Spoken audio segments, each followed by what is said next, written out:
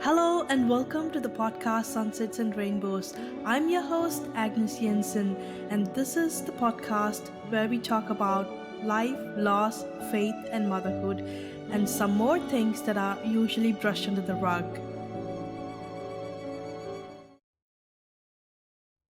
Hello, everyone. I'm really glad you stopped by for yet another episode of this podcast. As you know, we've been covering a lot of baby loss stories, and today I'm going to be sharing my own personal journey of baby loss. And if you have been following me on Instagram or any other social media platform, you would know that we had a baby boy called Elliot who unfortunately was stillborn in the year 2020. And after 4 years, I'm sitting down here to record his story.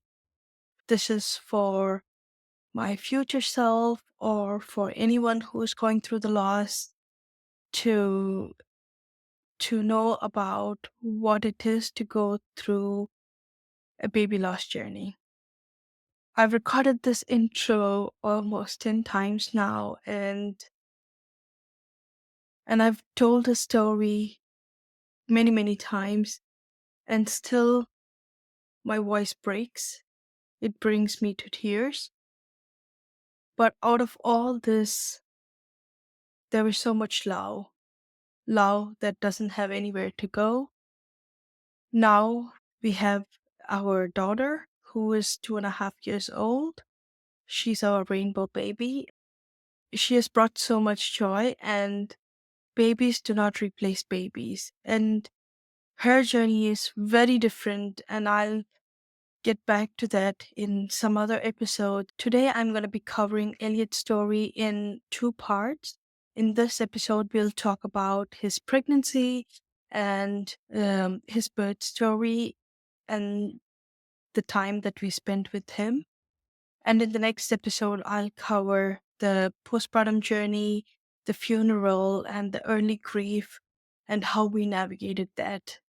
If you're here for the first time and if you had a loss, I really want to give you a warm hug to say that you're not alone on this journey.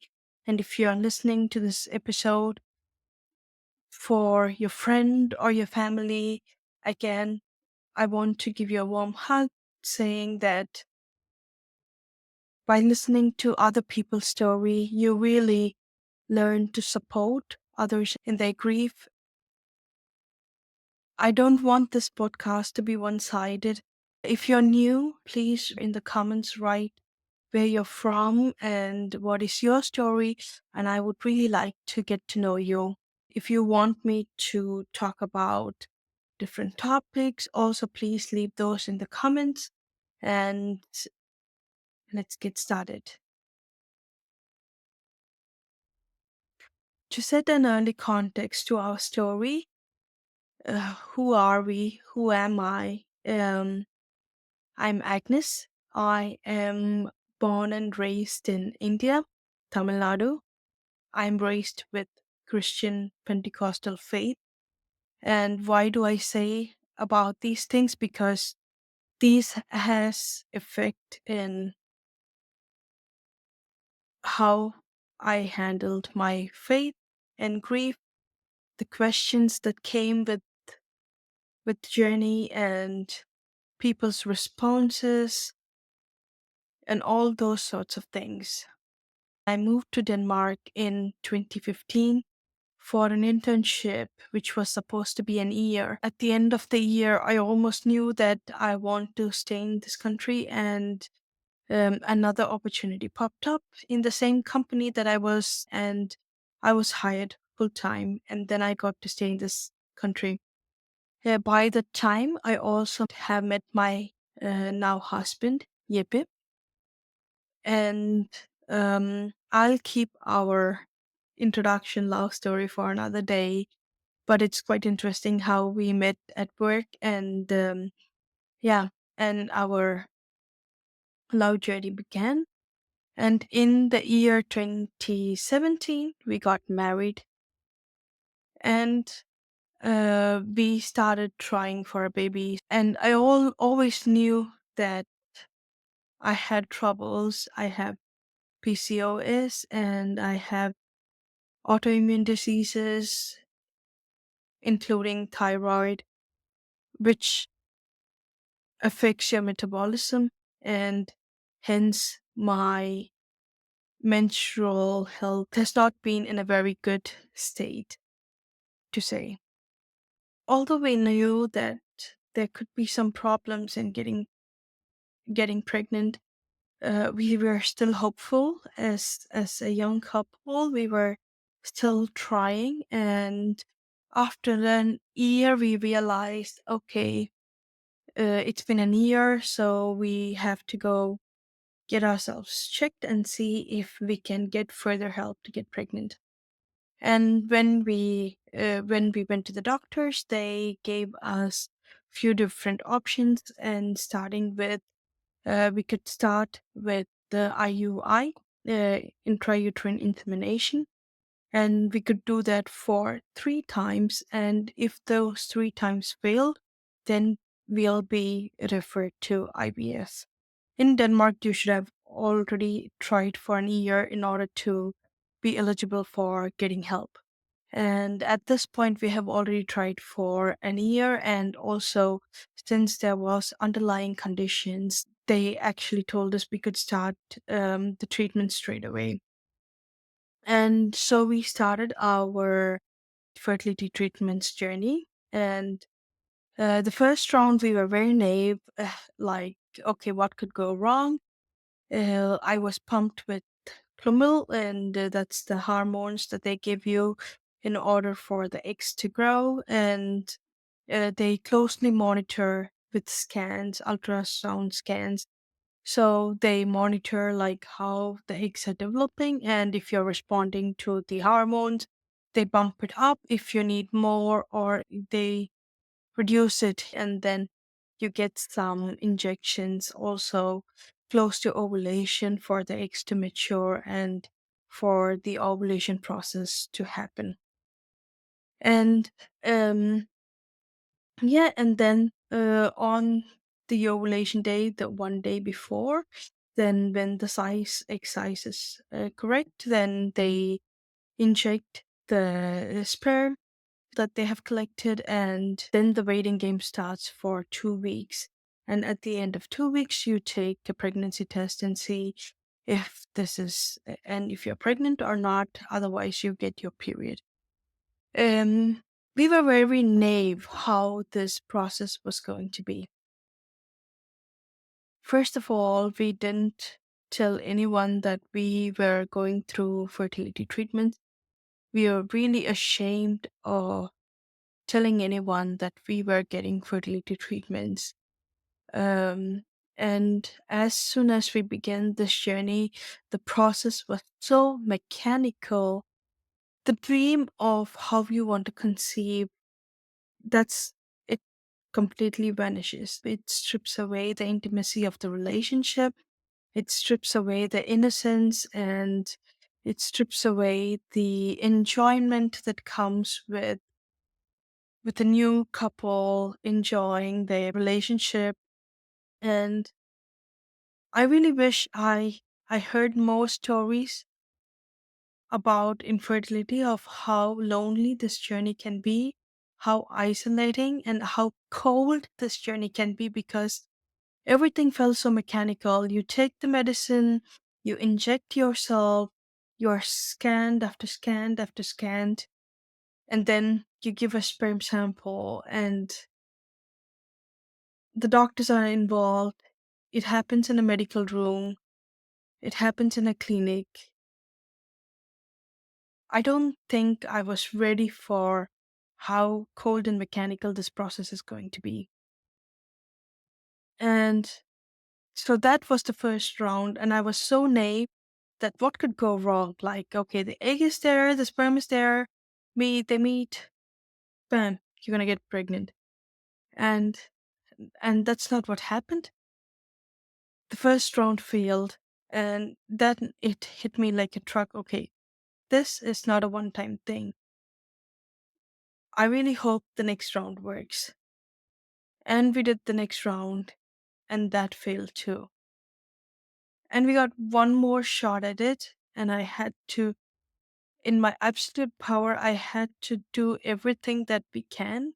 And very few of my best friends knew what we were going through. And I had a best friend who really encouraged me to do Whole 30 diet program called Whole 30, where you cleanse your body eating very whole foods. We did the Whole 30 program, and then we went to Rome for a trip when we started trying for a baby, and then going through fertility treatments, the process of getting a diagnosis. Everything has left us so drained that we thought, okay, a trip would do us good. And we went on a week trip to Italy, Rome. I fell in love with the ruins, and it was so beautiful. And this also reminds me of when I posted a picture from this Rome trip, one commented like, "Oh, beautiful couple still in their honeymoon phase." But we only knew what was the story behind that photos. What looked like a romantic trip for someone else was our survival, our attempt to renew our relationship and to catch a breath from the fertility treatments, and to find ourselves again. And this is what people feel like in social media. People see we are happy, we went to Rome, they are looking at the pictures, and but in reality what is going on is we are fighting for survival. And and that's also the reason why we should be very kind and not believe everything that we see in social media, because we might be portraying happy smiles that we have, but in reality, we might be going through really hard journeys. And so, fast forward, after this trip, after the dieting, I really felt good because in Rome we really walked a lot, and when we came back, I really felt I was ready, and then we went in for the last round of IUI.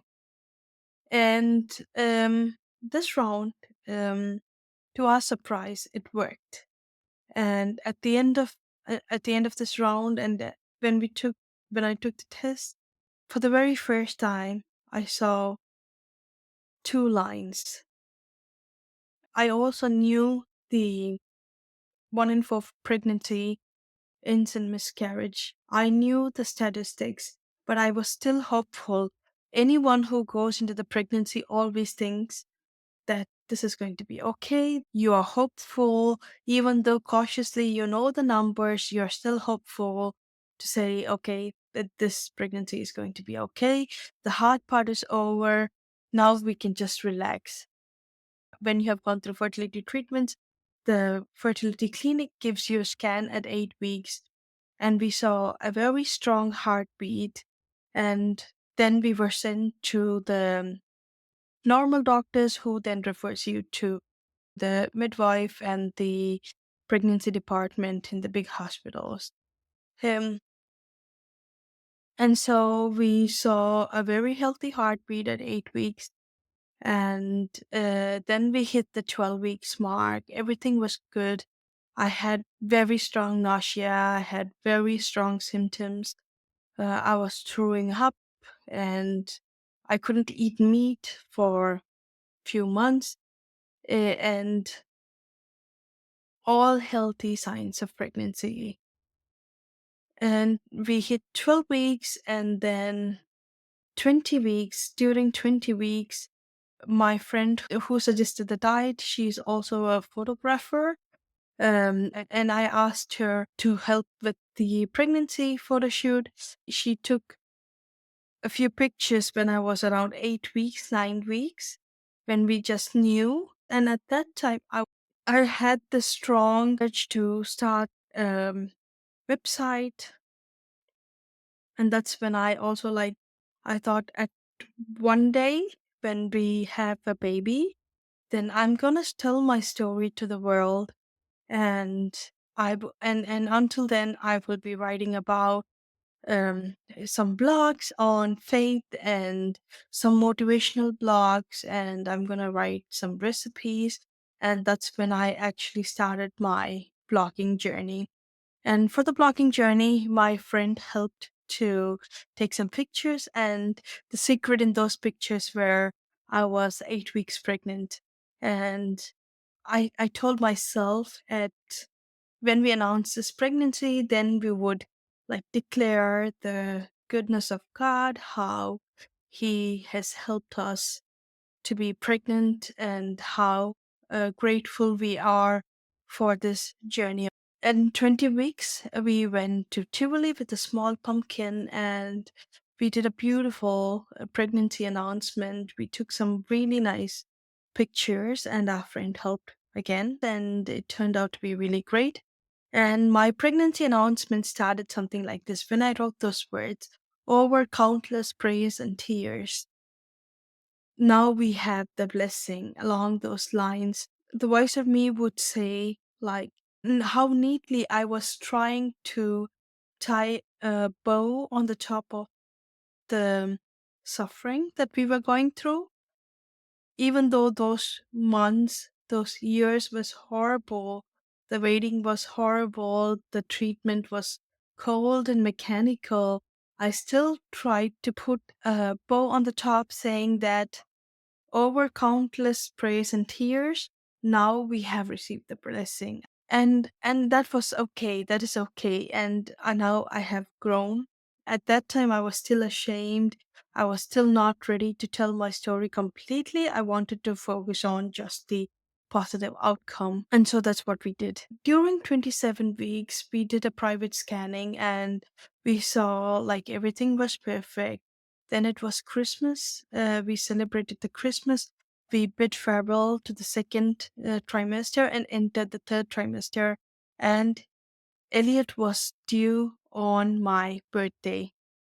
He was due on the 25th of March.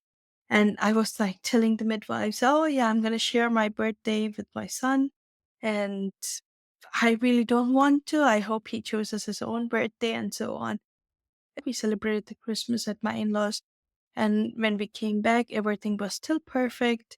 And we went to the 30 weeks checkup, 32, with the nurse. And during the nurse's appointment, there was some indication that she didn't really couldn't locate where exactly he was.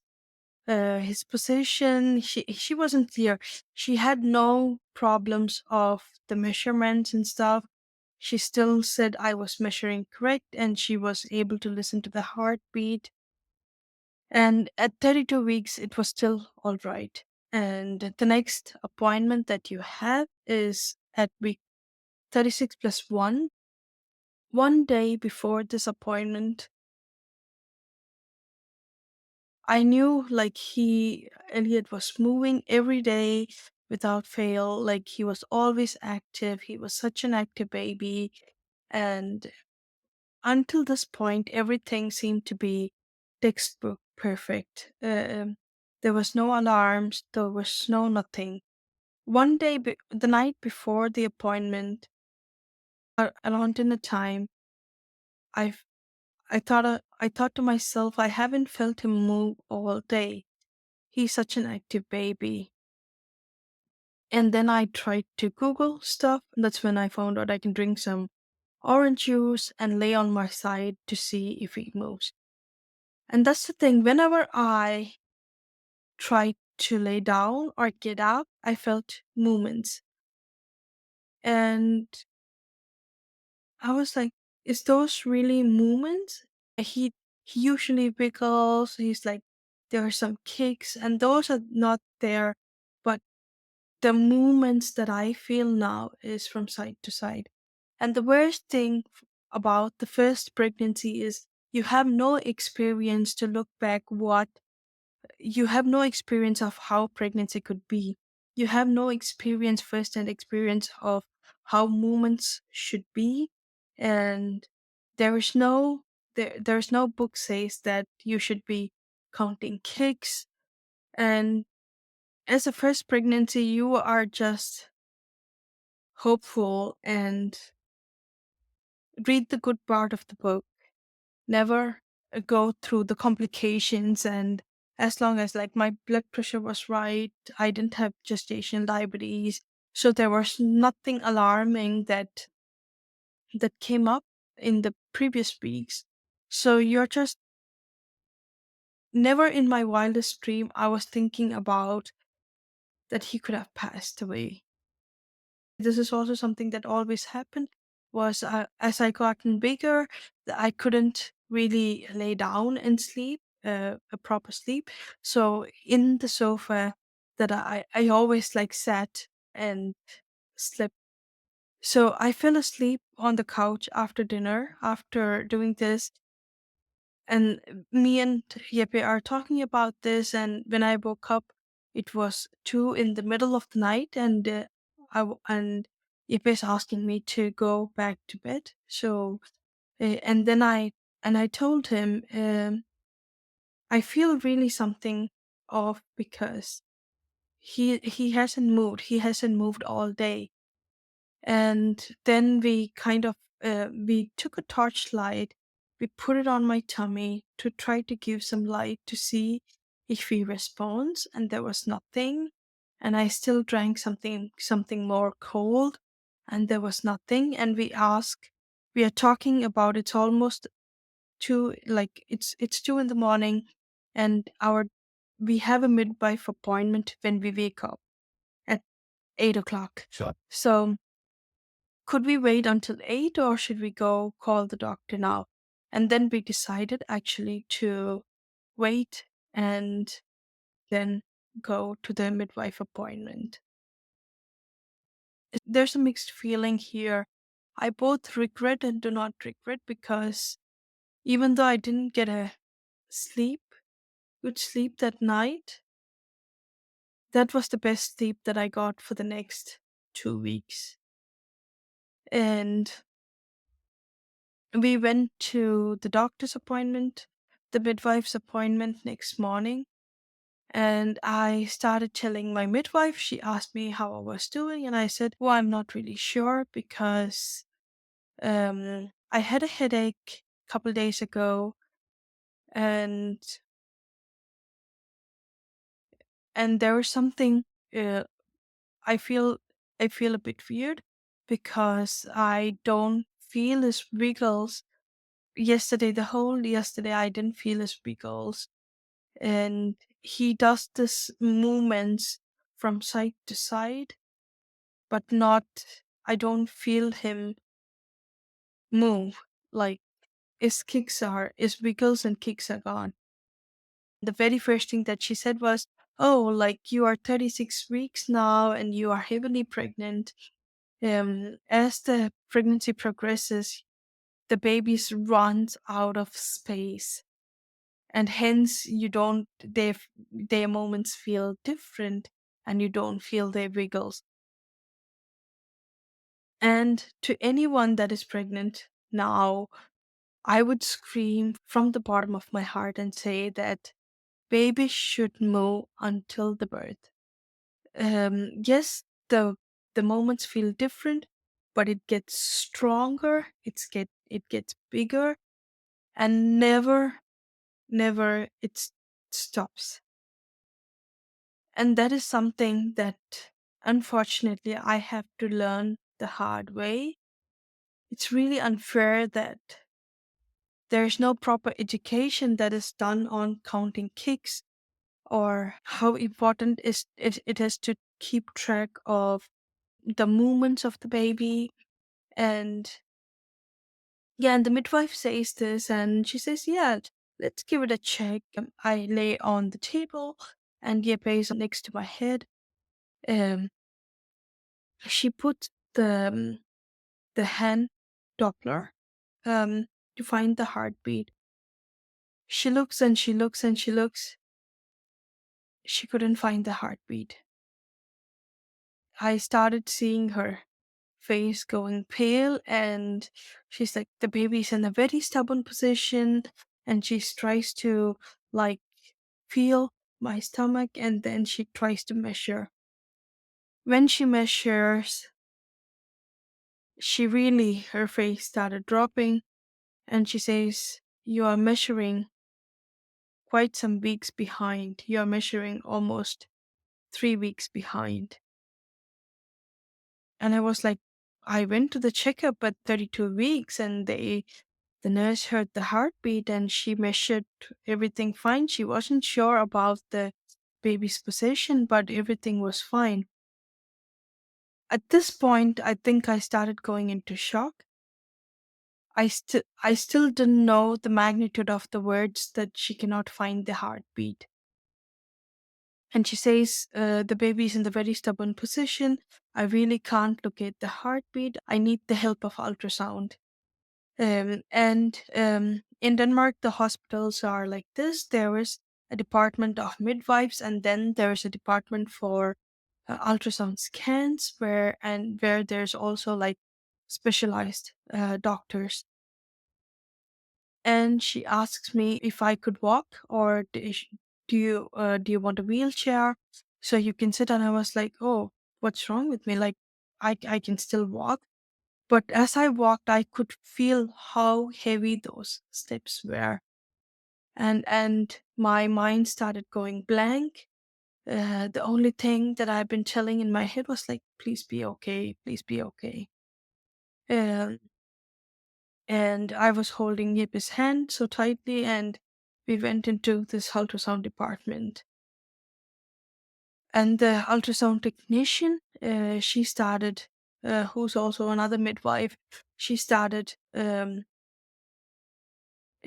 looking for the heartbeat with the ultrasound, and she located the heart, and she says, I don't see a heartbeat for the baby. They asked me if we knew the gender, and we said it's a boy. And she said, I couldn't see the heartbeat. He died, she said in Danish. I I screamed into the wall. I could see the wall. I screamed into the wall, Jesus, not now. And Jeppe was asking the technician to, can you please try check again? Can you please try check again? She said, let me go find another technician, and the midwife is there. The student who was together with the midwife, she was also there. And and and the other doctor came in, and this time a doctor, uh, and the specialist doctor, she's trying to do the ultrasound again to see what was going on. And then she also saw that there was no heartbeat. There's usually another screen where we can also look, but in this room the other screen wasn't there, so she turned her screen and she pointed out, so this is his ribs, this is his heart, this is where we should be able to see the heartbeat, and it is still. And I could see there is some fluid around the heart. So our guess is maybe it has been some hours, or it has been some days. We do not know. But he is dead. And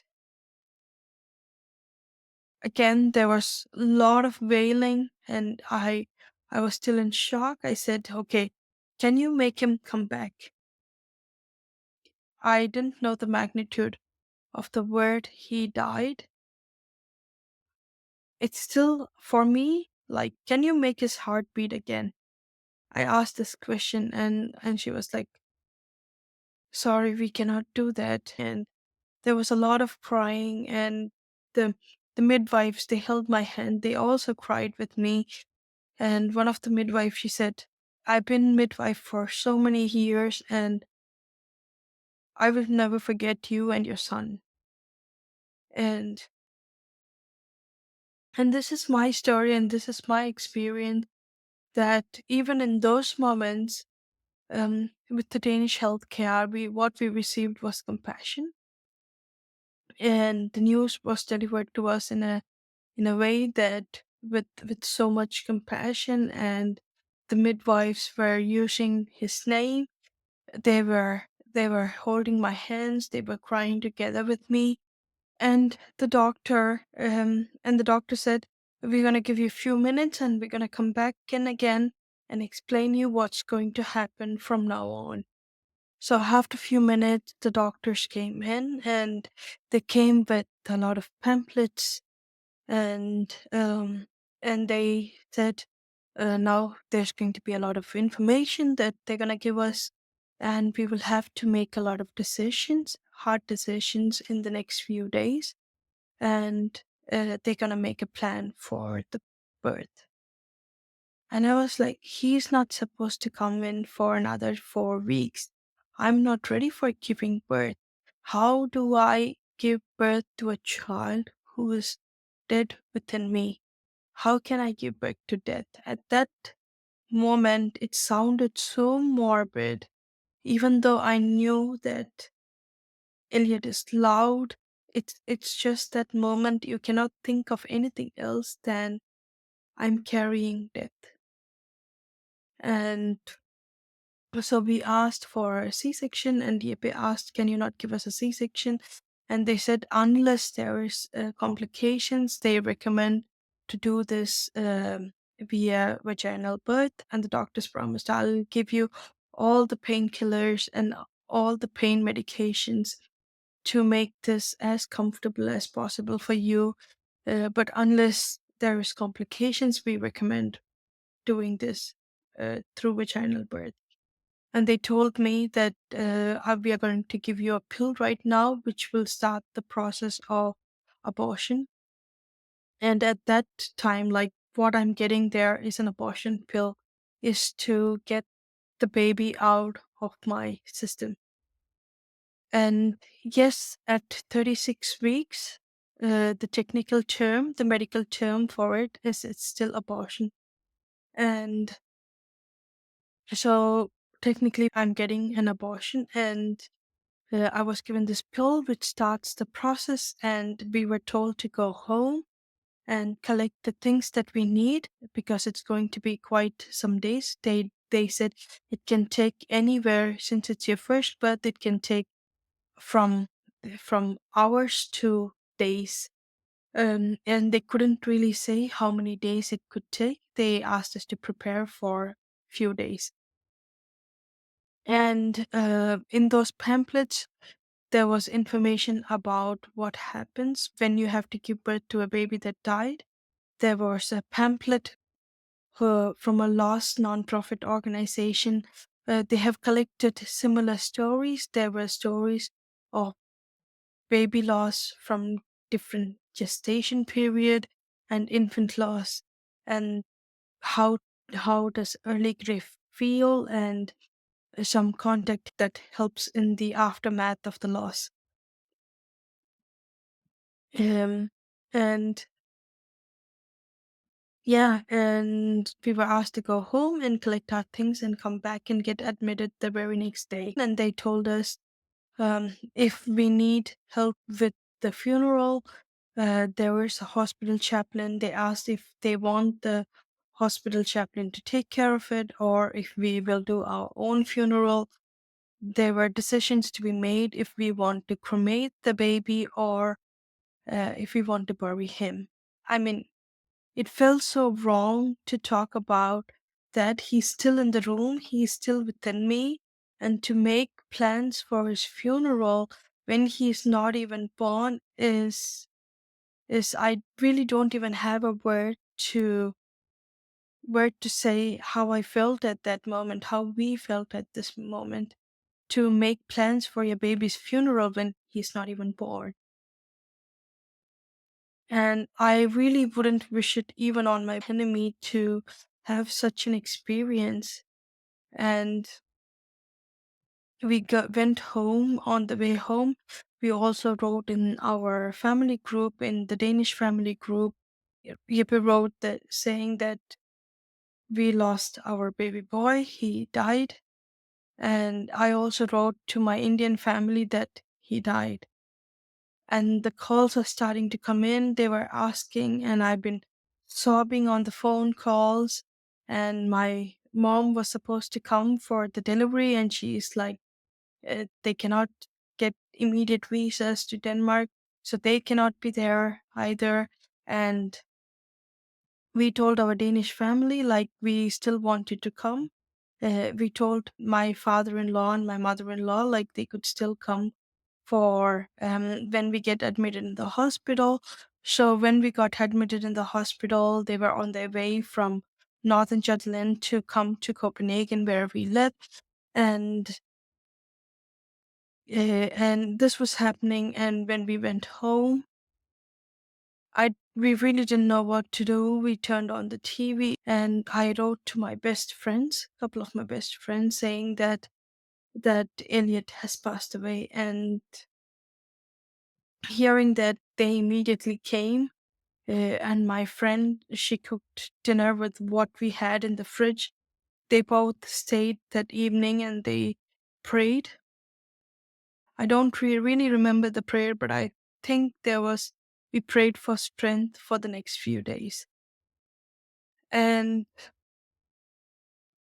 that night when I went to bed, I looked to my left and saw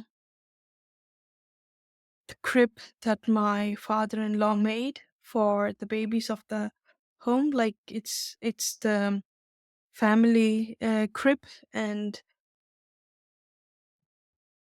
it was all made ready. And I couldn't just look at that, and I tried to turn around, and there was this big feeling of I'm carrying death, and I couldn't close my eyes. I couldn't fall asleep.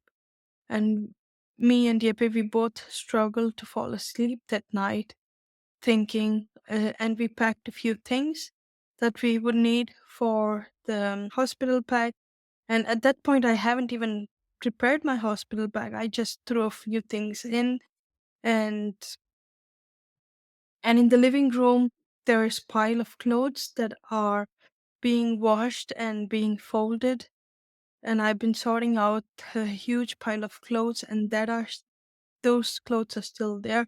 I couldn't look at those clothes, and we were so numb and still in shock, not knowing what the next few days will bring.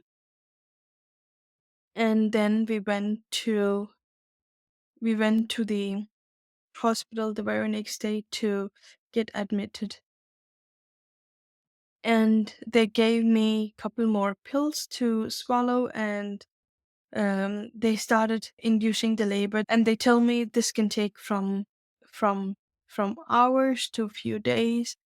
And they get settled us in a labor ward, and it was and in Denmark, I believe I was in the bereavement suite, or at least away from the other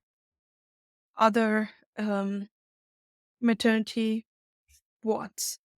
So the wing that I was in, it was quite empty. I was the only one in that wing, and we were given a room. And at this point, I wasn't taking any pictures, even though we brought the camera with us. It felt so morbid, or it felt so unfair to take any pictures at that point. And I've been laboring, and the contractions started kicking in, and there's more doctors coming in, and the doctors who came in are still giving us the information about if we want to do a burial or if we want to do a cremation. And another hard decision that we have to take is, do we want an autopsy or not? And obviously, we want to know the reason why he passed away. So, yes, we agreed to an autopsy, and they told us how he'll be handled. He'll be handled with kindness. And they asked if I had any questions. And I asked, how will he look when he is born? And she said, the midwife said, he will look like a baby. He might be a bit discolored because we don't know how long he has been gone. So he might be discolored. His lips might be dark. Other than that, he will look as he is. And and I asked her those questions, and we were just numb. And I wanted to remember all these things because I knew in those shock I wouldn't remember what was going on, and I wanted to remember what is happening. And I've been writing in a diary what things people are saying, what is the doctor saying. As I was having contractions, as I was laboring, I was writing down everything that has been happening. And at this point, Yeppe's parents also arrived from northern Denmark, and then um, and we were having a conversation about how we should be doing the funeral. My father-in-law is a very good handyman, and he's a good carpenter who does beautiful things with wood, like, for example, the family crypt, as I said earlier. And he just said, I will make the kiste, which is coffin in Danish. And he just slammed his head on the bed I was laying in. And the grief that we felt as a family at that moment,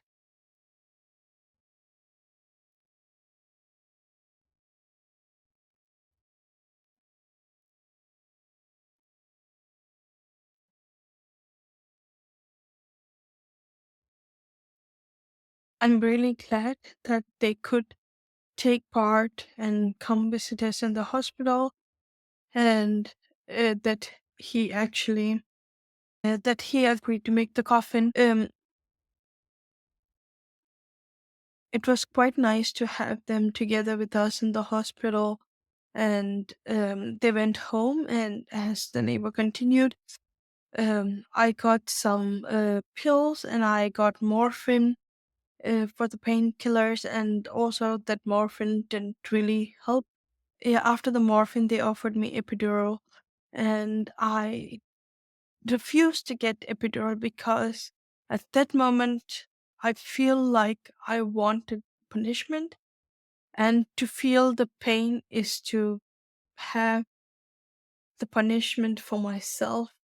Of Obviously, at that point, I started feeling guilt.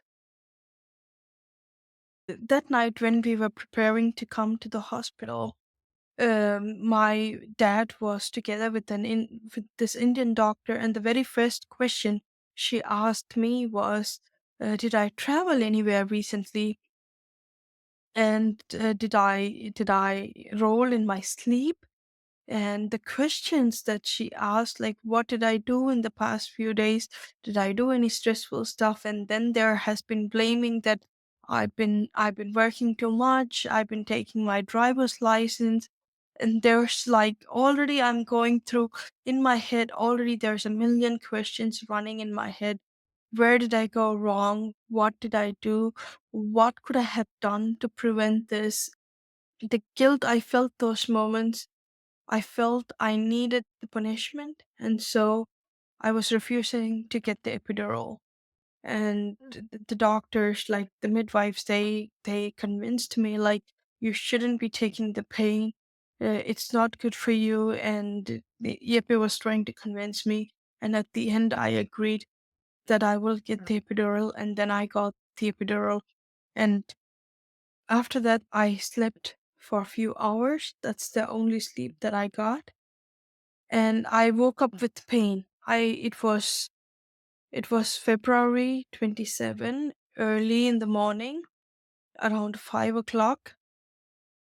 I woke up with pain, saying that, oh, the epidural didn't work. And then they checked, the epidural was still there, like there was still some dosage of epidural, and And then the midwife checked the progress and she said, "Oh, you are almost fully dilated." Um, and we waited for almost like half an hour or something, and I was fully dilated. And the progress from I think 6 to 10 centimeters was very fast. The last night when they checked, I was still only 4 centimeter. It was only 5 centimeter, and then they said, "Oh, it could easily be another day or so." And we were like, another day with this pain. I really was not ready for any more pain. And 5 in the morning when they checked, I was almost fully progressed, and I even progressed much faster from 9 to 10 centimeters in just half an hour. And they told me, the midwife told me, "You are ready to push." And then I remember saying a little prayer, and I said, "I can do this for him. I can do this for him." And um, and I started pushing. Yippee was holding my hand, and there he was born. Elliot was born February 27th at 6:06 in the morning in Danish time.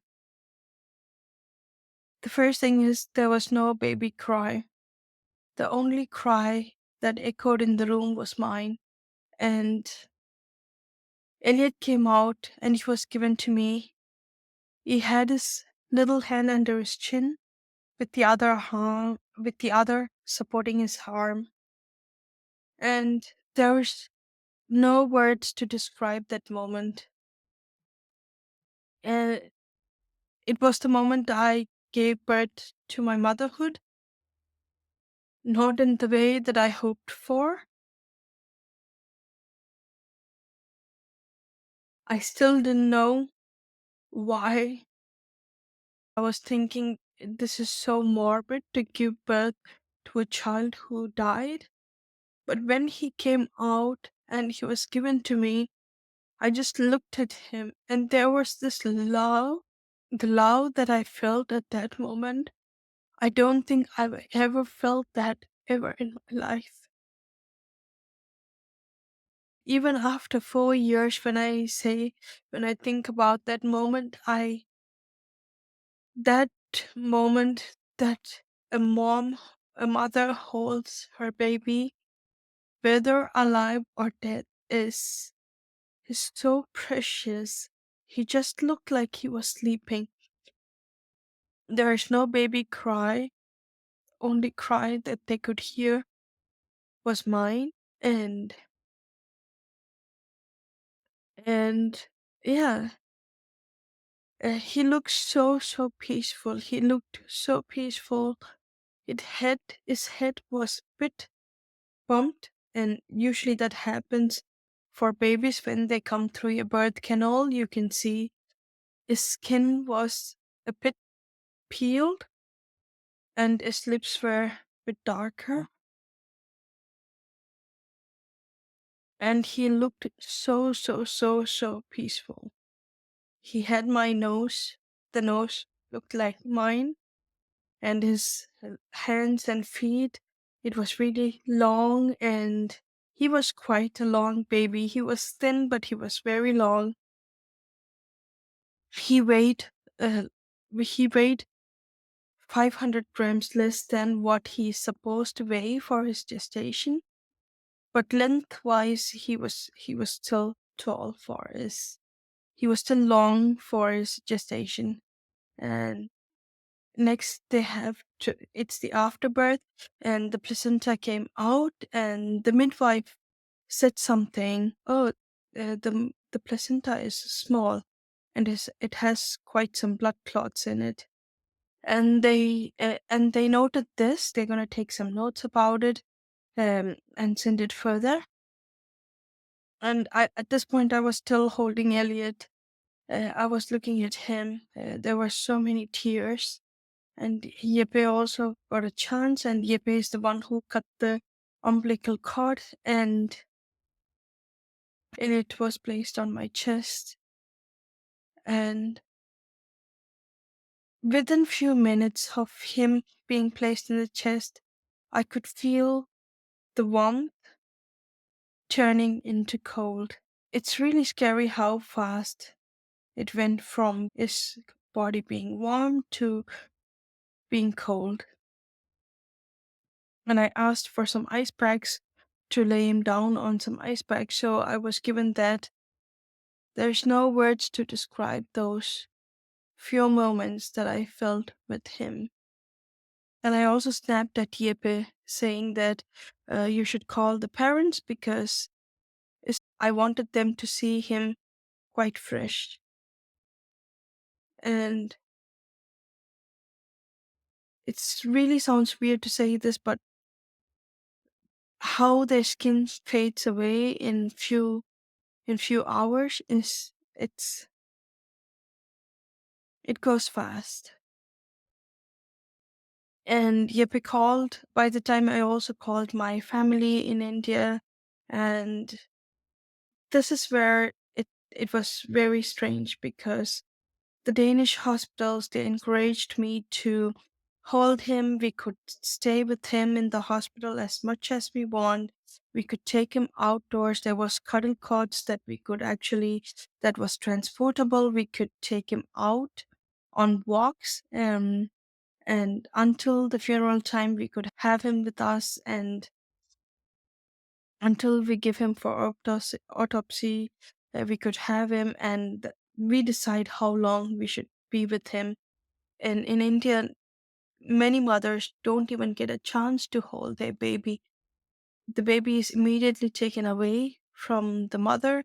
And if you hear my interview with Kavita, we actually talk about these things, how India handles baby loss and grief.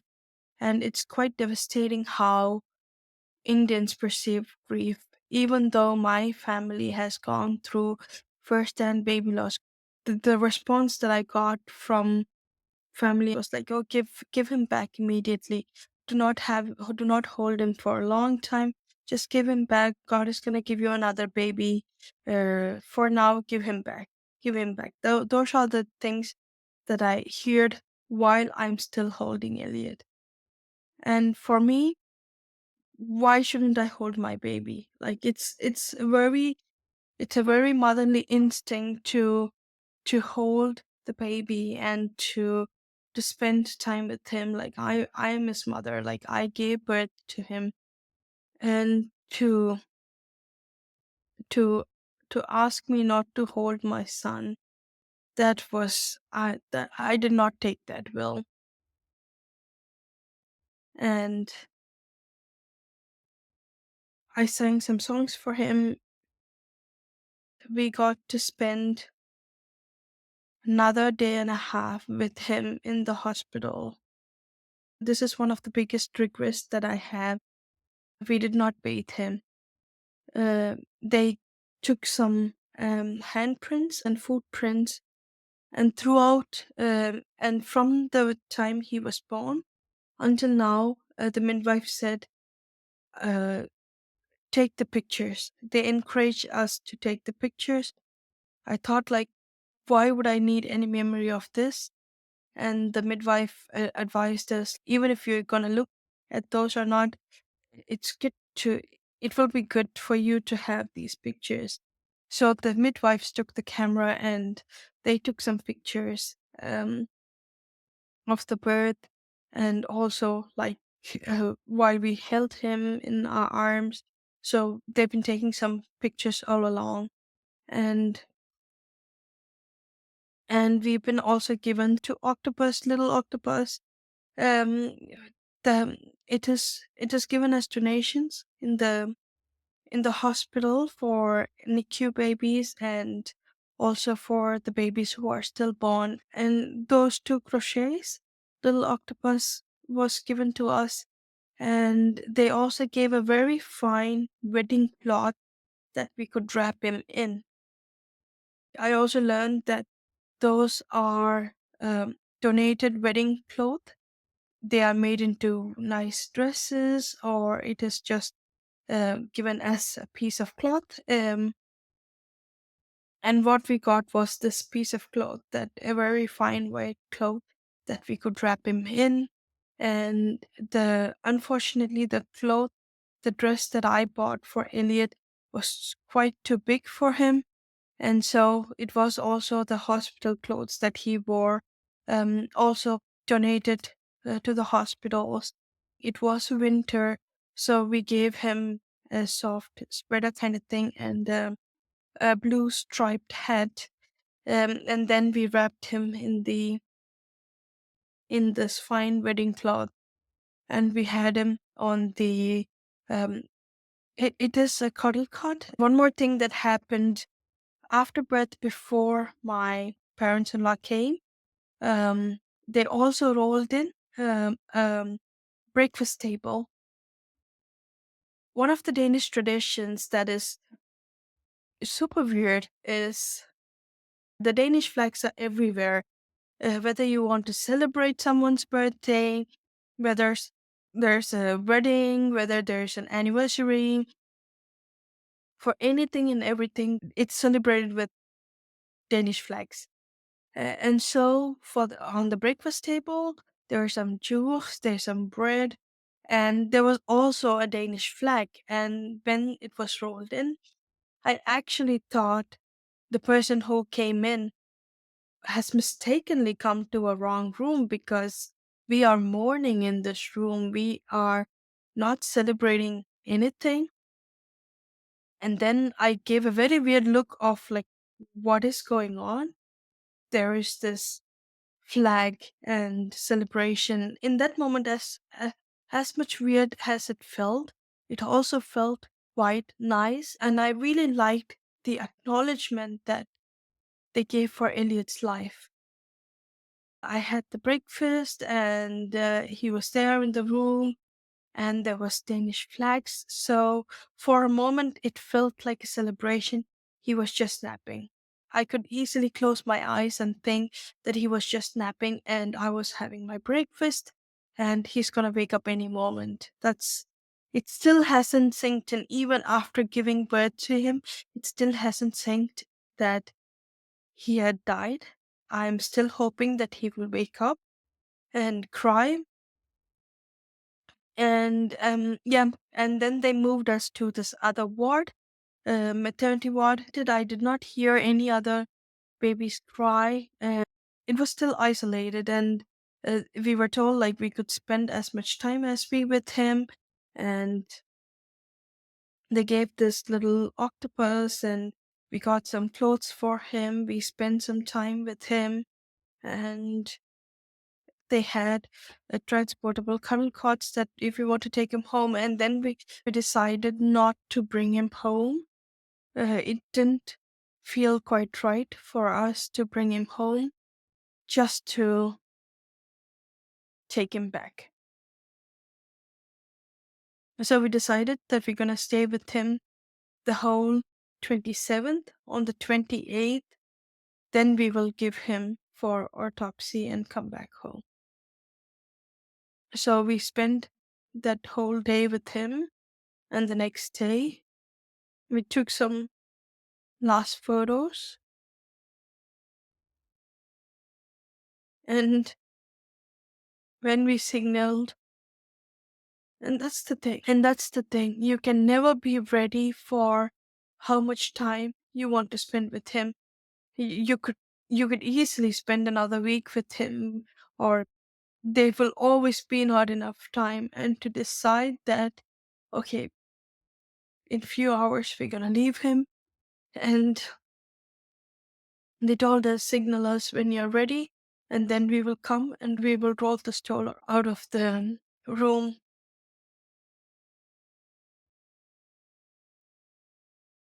So Ipe and I held him for one last time, took a few pictures, and we signaled that we were ready.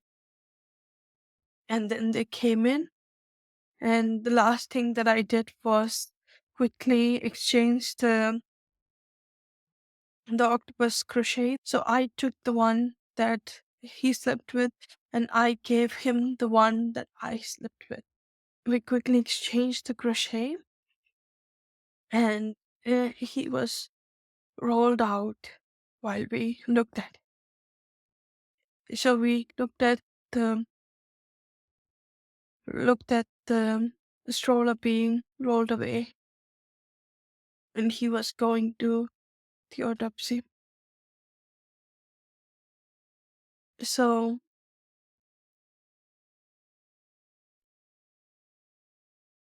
so to conclude, the only people that have actually seen him is me,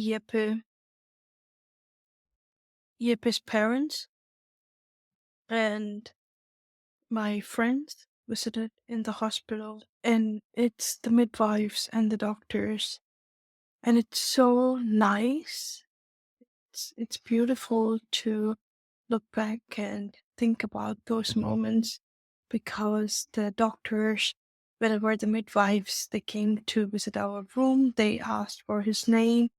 They described him, how he looked like me, and some of the features, how he looked like Yepe, and the conversation that they had around him, they made me feel comfortable to hold him, and they told me nothing is right or wrong, just do you. And those things I really appreciate. The Danish system helped me grieve and spend time with Elliot. I will never, ever, ever forget those moments, and that really helped me uh, in the future to, in the aftermath of the loss. It really helped me grieve, and it also helped me move forward. I know women, those they live in so much regret, not knowing how their child looked, or not knowing their gender, not knowing. There's so much not knowing, not being able to hold them, not being able to kiss them.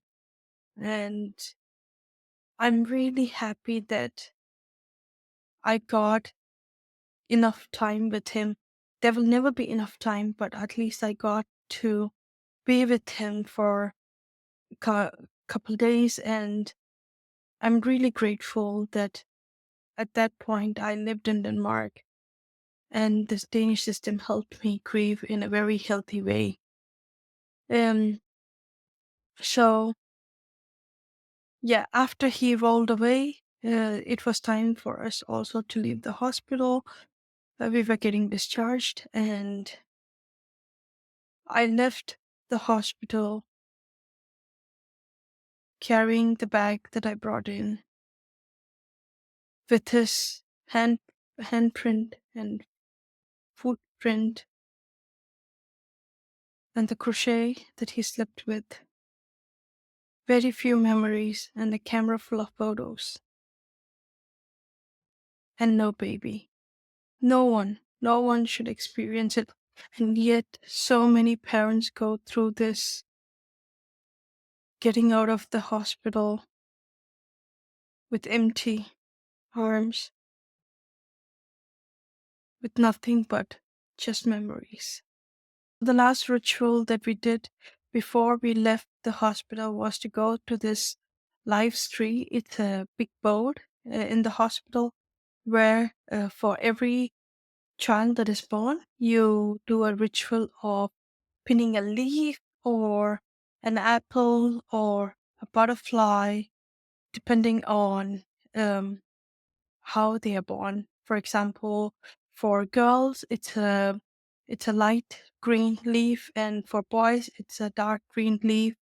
And for the babies that has never seen the light of the day, for the stillborn babies, you put a butterfly, and for the twins, you put an apples, and for the babies that are born at home, you put snails.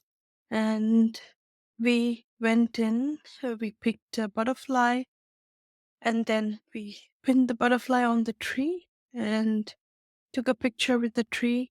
And that was the last thing that we did before we left the hospital. And then, with our empty arms, we came home. So that is his birth story and the time that we spent with him, and a little bit about his pregnancy. I really hope you will join for the next one, where I talk about when we picked him up from the autopsy, his funeral, and what happened with the postpartum, and what did we find in those autopsy results. So stay with me, and I'll meet you in the next episode. And thank you so much for listening to our story so far. See you in the next one.